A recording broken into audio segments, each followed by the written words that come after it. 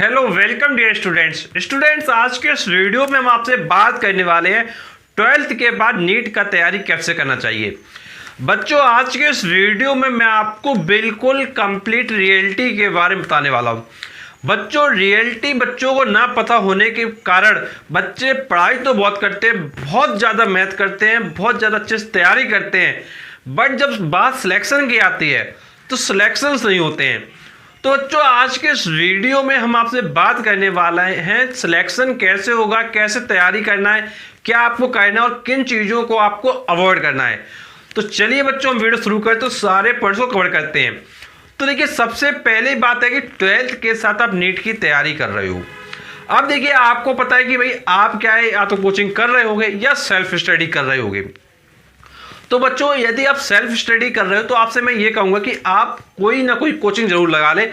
कोई coaching exam के लिए क्या बहुत ज़्यादा इंपॉर्टेंट है, क्योंकि इस एग्जाम में अगर आपको सक्सेस चाहिए, सफलता चाहिए, तो कहीं ना कहीं आपको गाइड करने के लिए कोई ना कोई व्यक्ति जरूर अच्छे से होना चाहिए जो आपकी सब्जेक्ट की प्रॉब्लम डिस्कस करे। आपको पता है फिजिक्स है, केमिस्ट्री है, बायोलॉजी है, तो इन सब्जेक्ट की जो प्रॉब्लम्स होती हैं उनको डिस्कस करना बहुत ज़्यादा इंपॉर्टेंट होता है। तो पहली चीज़ तो आप कोचिंग जरूर कर ले।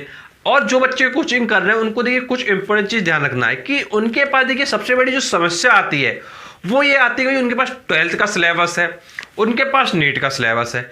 अब दोनों चीज़ों को पढ़ना एक साथ वो सबसे ज़्यादा कॉम्प्लिकेशन आ जाता है।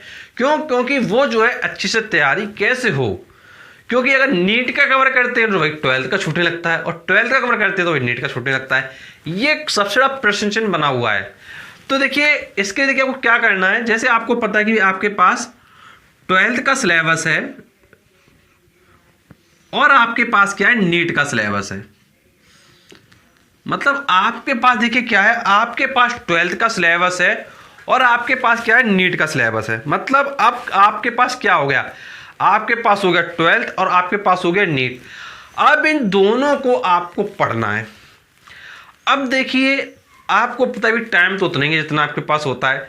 अब देखिए आप कम से कम आप क्या है 8 आवर स्टडी टाइम निकालिए।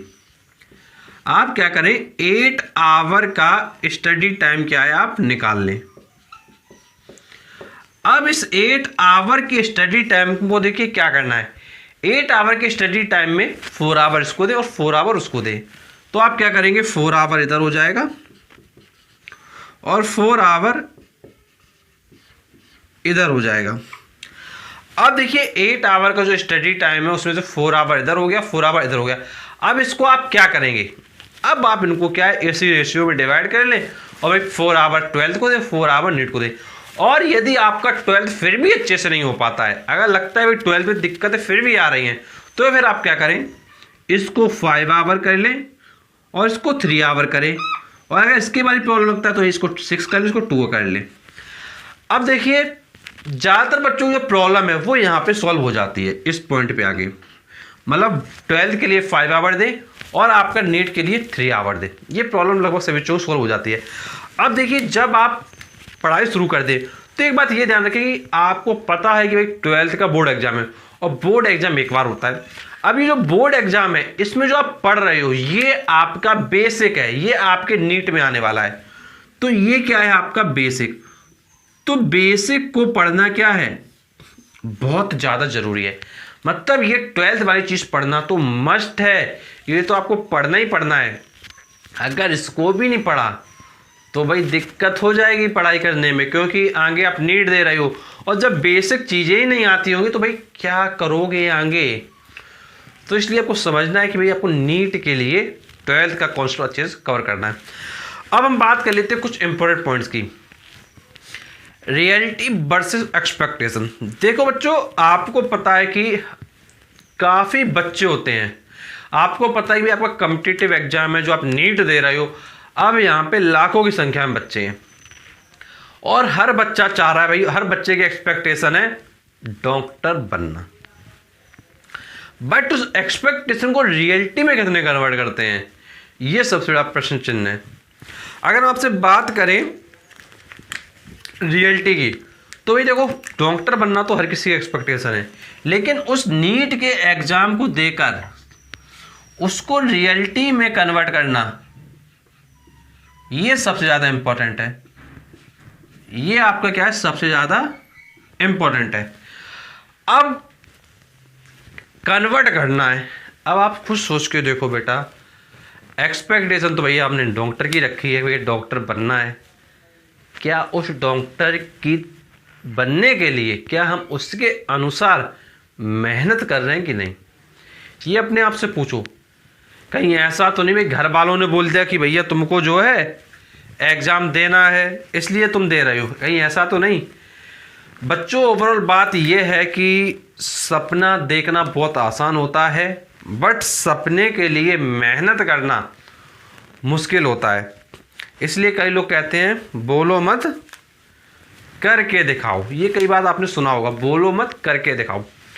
क्योंकि कोई चीज़ सोचना कि भैया ऐसा करेंगे वैसा करेंगे, ये हो जाएगा वो हो जाएगा, नोबडी ट्रस्ट यू, कोई आप पर विश्वास नहीं करेगा। बट जब आप प्रूफ कर दोगे भैया मैं डॉक्टर बन गया हूँ, जब ये प्रूफ कर दोगे दुनिया तुम्हारी बात मानेगी। तो बच्चों मैं आपसे यही कहूँगा कि अगर कोई चीज़ सोचा है, सोचो अच्छी बात है, लेकिन उसके लिए बस मेहनत करना सबसे ज़्यादा इम्पोर्टेंट है। अगर आप मेहनत पे फोकस कर ले जाओगे, डेफिनेटली जो आपका टारगेट है, जो आप पाना चाहते हैं, वो सब कुछ मिलेगा। लेकिन अगर मेहनत ही नहीं करोगे तो फिर प्रॉब्लम्स क्या है आपकी आती रहेंगी। अब हम इसके बाद बात कर लेते हैं सेकंड पॉइंट की। देखिए सेकंड पॉइंट है आपका एम, ब्रैकेट में लिखा हुआ डॉक्टर। तो बच्चों आपको पता है कि भाई आपका एम क्या है, डॉक्टर। इस चीज़ को आप कभी मत भूलना। देखो अगर आपको डॉक्टर बनना है, डॉक्टर बनने की सिर्फ सोचना अलग बात है और डॉक्टर रियल में बनना अलग बात है। बच्चों आपको पता है कि लाखों संख्या में फॉर्म आते हैं, क्या लाखों लोग डॉक्टर बनते हैं? तो बच्चों आपको पता है भाई नहीं बनते हैं लाखों डॉक्टर हर साल।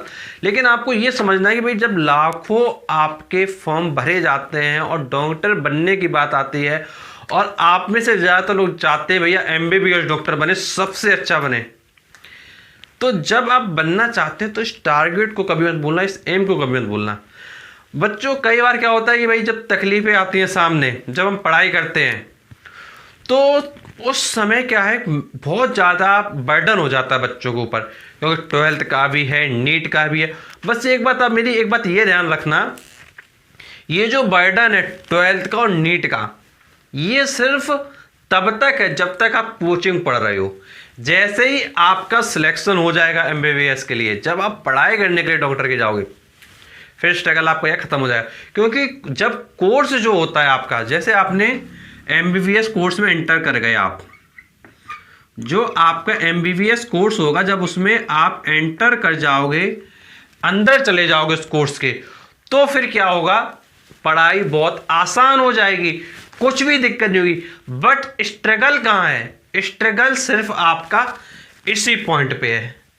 स्ट्रगल सिर्फ डॉक्टर बनने का जो कोर्स है वहां तक पहुंचने का है, उसके अंदर स्ट्रगल क्या है, खत्म हो जाता है। देखिए थोड़ा बहुत तो आपको पढ़ना पड़ेगा। अगर आप ये सोचते हो ये बिल्कुल नहीं पढ़ना पड़ेगा, तो पढ़ना तो पड़ेगा, लेकिन जितनी मेहनत आज आप नीट एंट्रेंस एग्जाम के लिए करते हो उतनी मेहनत नहीं करनी पड़ती है। चाहे आपका नीट का एग्जाम हो, चाहे आपका IIT JEE का एग्जाम हो, जितना मेहनत आपको एंट्रेंस एग्जाम में करना पड़ता है, जब आप कोर्स में एंटर कर जाते हैं फिर उतनी मेहनत आपको नहीं करनी पड़ती है। तो आपको ध्यान रखना है, नीट एग्जाम को अगर आपको निकालना है, अपना भाई एम मत भूलिएगा।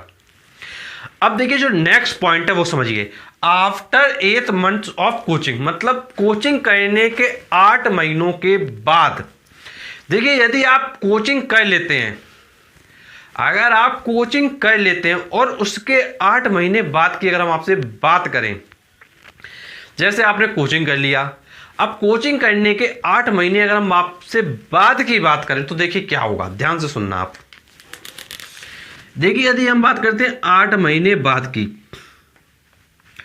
तो यहां पर जब आप कोचिंग कर लेते हैं तो 8 महीने बाद ये क्लियर होने लगता है भैया नीट में होगा कि नहीं होगा। ये बिल्कुल क्लियर होने लगता है कि नीट में होगा कि नहीं होगा।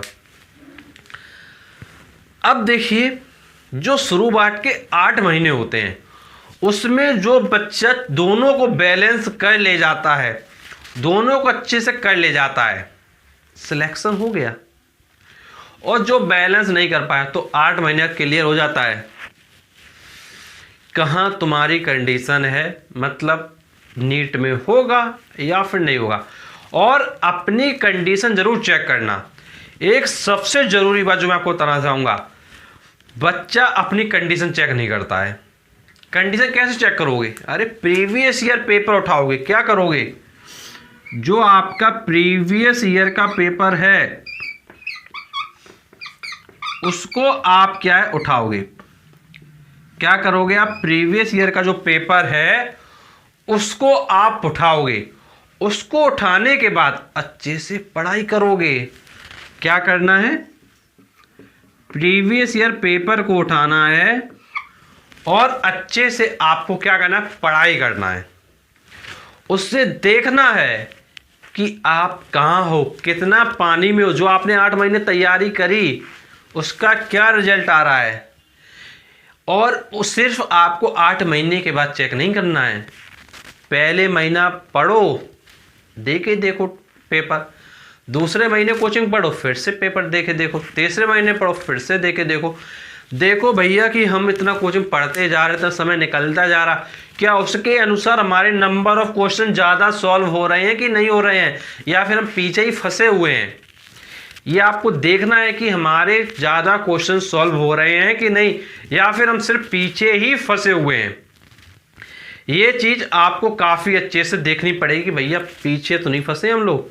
जब आप इन सब चीज़ों को देखेंगे, करेंगे, तो फिर चीज़ें आपके सामने आएंगी। और अगर आप सिर्फ ये सोचे भैया हम पेपर ना दें, डर लग रहा है कि भाई कहीं नंबर नहीं आए, तो फिर डर के कुछ नहीं होने वाला है। अगर डरते रहोगे कि भाई क्या होगा क्या होगा, कुछ नहीं कर पाओगे। इसलिए डर को हटाओ, पेपर दे के देखो, क्योंकि रियलिटी आज नहीं तो कल सामने आने वाली है। आज नहीं तो कल रियलिटी सामने आने वाली है। उस रियलिटी के साथ आज ही जान लो अपने आप को, और उसी के अनुसार आज अपनी मेहनत कर लो। वो सबसे ज़्यादा इंपॉर्टेंट है। सिर्फ ये नहीं कि भैया हम लास्ट में फाइनल पेपर देंगे उसमें देखेंगे उसका पेपर कैसा है। अरे करके देखो, 2 प्रैक्टिस पेपर, क्या दिक्कत है। और प्रीवियस ईयर सिर्फ वो दें जो नीट का एक्चुअल पेपर हो। नीट के एक्चुअल पेपर निकल आते हैं, उन नीट के एक्चुअल पेपर को दें। ये नहीं कि भाई तो आपने 2-3 पब्लिकेशन उठा ली, उनके नीट पेपर दिए जा रहे हैं प्रीवियस ईयर। भैया उनमें मालूम नहीं क्या दिया है क्या नहीं दिया है। अरे उनको करें तैयार जो प्रीवियस ईयर एक्चुअल वाले नीट के पेपर हों। अरे वहाँ से रियलिटी तो भैया ये बिल्कुल रियल पेपर है और यही पेपर में आया था, और उसी के अकॉर्डिंग आप मेहनत करें। और आप इस एग्ज़ाम के ध्यान रखो, 2 सबसे बड़ी गलतियाँ जो लोग करते हैं। पहली चीज़ तो सिलेबस, और दूसरी चीज़ है आपकी कट ऑफ। पढ़ाई किए जा रहे हैं लेकिन सिलेबस नहीं पता है कि भैया फिजिक्स में क्या है, केमिस्ट्री में क्या है, बायो में क्या है, लेकिन पढ़े जा रहे हैं। कट ऑफ नहीं पता है कि भाई हमारे कैटेगरी में कितना कट ऑफ जाता है, जनरल में कितना है, एससी में कितना है, एसटी में कितना है, ओबीसी में कितना है, ईडब्ल्यूएस में कितना है। ना सिलेबस पता ना कट ऑफ पता, लेकिन तैयारी में जुटे हैं बहुत तेजी से। सिलेबस के अकॉर्डिंग पढ़ो, वो पढ़ो जो एग्जाम की डिमांड हो। देखो कौन से टॉपिक का वेटेज ज़्यादा मार्क्स का है, देखो सिलेबस, देखो कौन कौन से टॉपिक्स है, किसका कितना वेटेज है, कौन से टॉपिक से ज़्यादा मार्क्स का पूछा जाने वाला है, कट ऑफ कितना जाता है, कितना नंबर हमको लाना पड़ेगा तब हमारा सिलेक्शन होगा। और उसी के अकॉर्डिंग एक टारगेट बनाओ, एम बनाओ कि भैया हमको इतना नंबर लाना है तभी हमारा सिलेक्शन होगा। और अगर नहीं लाए तो पीछे रह जाओगे। इसलिए एम बहुत इंपॉर्टेंट है आपका, आपकी लाइफ में। तो मैं आपको समझा रहा हूँ, बहुत अच्छे समझ लो आप। अब इसके बाद जो नेक्स्ट पॉइंट है वो रिवीजन। देखो जब आप बोर्ड एग्जाम के लिए होगे तो बोर्ड एग्जाम में सब रिवीजन करते हैं। ये बिल्कुल सही बात है कि बोर्ड एग्जाम के लिए सभी लोग रिवीजन करते हैं। जब बात नीट एग्जाम की आती है तो भैया रिवीजन कोई नहीं करता है। रिवीजन सबको भूल ही जाते हैं, जो बेसिक कॉन्सेप्ट था वो भूल ही जाते हैं। बोर्ड में रिवीजन करते हैं लेकिन नीट में रिवीजन नहीं करते। क्यों नहीं करते हैं? क्योंकि उनने फिजिक्स की 4 बुक ली हुई होती हैं, बायो की ली हुई होती है, केमिस्ट्री की ली होती है। तो जब इतनी ज़्यादा बुक्स को ले लोगे तो फिर कैसे रिवीजन कर पाओगे। तो समझो कि बुक एक लेना है, एक बुक से अच्छे से पढ़ना है। जब एक बुक से आपके सारे क्वेश्चंस आप कर लें या कुछ टॉपिक में आपको प्रॉब्लम हो तभी आप दूसरी बुक पर आए, तब तक दूसरी बुक पर ना आए। ध्यान से सुन लो, आपको जब किसी टॉपिक में प्रॉब्लम हो तभी आप सेकंड बुक पे आए और सिर्फ उसी टॉपिक को पढ़े। ये नहीं कि आपने फिर से पूरा भंडारा लगा लिया, सब कुछ फिर से दूसरी बुक से पढ़ने लगे। अगर आप सब कुछ फिर से दूसरी बुक से पढ़ोगे सिर्फ टाइम वेस्ट होगा और कुछ हाथ नहीं निकलने वाला है आपके। ये चीज़ आप मेरी बहुत अच्छे से ध्यान रखना। अब देखिए जो लास्ट पॉइंट है वो है व्हाट टू डू, क्या करना है। अब देखिए ये उन बच्चों के लिए जिनका जो प्रिपरेशन है वो बेकार हो चुका है, बिगड़ चुका है। अब 8 महीने के बाद चीजें हाथ से जाने लगी हैं और लग रहा है कि भैया सिलेक्शन नहीं होगा। अगर आपको ऐसा लग रहा है कि भाई सिलेक्शन नहीं होगा तो भी मत डरो। आपको बस एक बात ये ध्यान रखना है, 12th है आपके पास, 12th को अच्छे से कर ले लो, 12th को बहुत अच्छे से कर लो और 12th को करने के बाद एक साल फिर से देना आप अच्छे से, और नीट के लिए अच्छे से तैयारी करना और सब कुछ सीखना। कोई भी समस्या है नीचे कमेंट बॉक्स में जरूर डालना। और बच्चों मैं आपकी पूरी हेल्प करूंगा, कुछ भी समस्या हो नीचे कमेंट बॉक्स में बताओ, मैं सारे कमेंट को पढ़ता हूं और प्रॉपर रिस्पॉन्स भी करता हूं। और अगर किसी टॉपिक पर वीडियो चाहिए, कुछ जानना है, नीचे कमेंट बॉक्स में बताओ। और बच्चों एक बात ध्यान रखना कि अगर आपका इन केस दिमाग कहता है कि भाई अब मुझे नीट नहीं देना, किसी और जगह जाना है, तो बच्चों कोई दिक्कत की बात नहीं है, बिल्कुल मत घबराओ। बहुत सारे करियर ऑप्शंस अवेलेबल हैं आपके पास। 12th के बाद आप बहुत अच्छा कर ले जाओगे, किसी भी फील्ड में आप चले जाओ। बस ध्यान ये रखना है कि तैयारी अच्छे से करना। बस कोई भी एग्जाम की तैयारी करो, नंबर 1 तैयारी करो, बिल्कुल तैयारी में अपने आप को लगा दो। ये कहीं 1% भी कमी ना रह जाए कि भैया हमने इसलिए नहीं हो पाया हमारा। एग्जाम के बारे में A to Z जानो और A to Z मेहनत करो, सिलेक्शन डेफिनेटली होगा। अगर कोई प्रॉब्लम है नीचे कमेंट बॉक्स में बताओ और इस वीडियो को अपने दोस्तों तक शेयर करो जो फंसे रहते हैं तैयारी करने में, लेकिन लगे हैं 10 बुक पढ़े जा रहे हैं। उनको नहीं पता भैया कट ऑफ पहले जानना जरूरी है, सिलेबस जानना जरूरी है, लेकिन तैयारी करने में जुटे हैं और सब कुछ बर्बाद कर चुके हैं। ऐसे बच्चों को वीडियो शेयर करो, क्योंकि आप उनकी हेल्प करोगे तो कल वो आपकी भी हेल्प करेगा और इसी हेल्प से आपके लोगों का जो रिलेशन है वो भी स्ट्रांग होगा। और प्लस अगर सिलेक्शन आपका हो जाता तो बहुत बढ़िया आपके लिए बात हो जाती है। बच्चों वीडियो को जरूर शेयर कीजिएगा उन लोगों तक जिनको वास्तव में जरूरत है। फालतू व्यक्ति को वीडियो कभी मत शेयर कीजिए, क्योंकि वो आपकी बात को नहीं समझेगा। और बच्चों ऐसे वीडियोस पाने के लिए चैनल को जरूर सब्सक्राइब करें, नोटिफिकेशन दबाएं, क्योंकि हम आपके लिए ऐसे वीडियो लाते रहते हैं। चलिए मिलते हैं आपसे नेक्स्ट वीडियो, तब तक के लिए शुक्रिया।